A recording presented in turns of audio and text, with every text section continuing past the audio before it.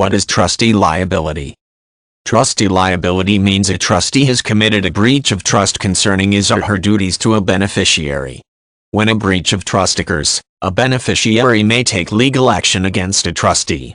Trustee liability may also arise when there is no breach of trust.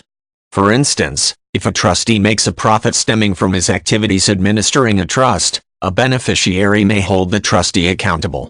Trustee liability, however, does not arise for losses or depreciation of the trust property or for failure to make a profit, unless a beneficiary can show that there was a breach of trust. To avoid trustee liability, a trustee may show that he relied on the terms of the trust instrument.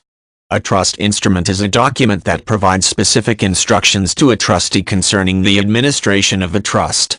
Further, a trustee is only obligated to act with reasonable care to find out about particular events that affect how he is supposed to administer a trust.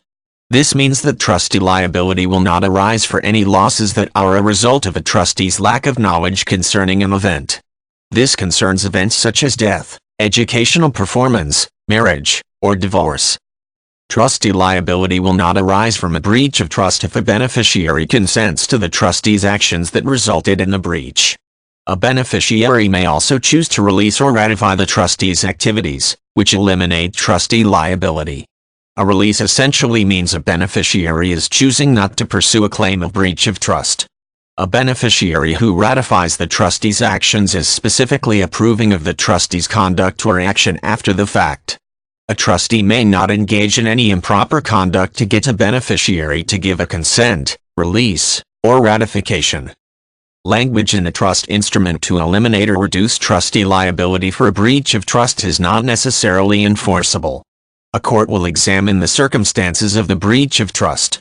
If the court finds a trustee acted in bad faith concerning the purposes of the trust, then the court may disregard or invalidate the language to eliminate or reduce trustee liability. In general, bad faith means the trustee acted intentionally to mislead or deceive a beneficiary. A court will also invalidate such language if it finds that it was included because of the trustee abusing his relationship with the settlor, the person who creates and establishes the trust.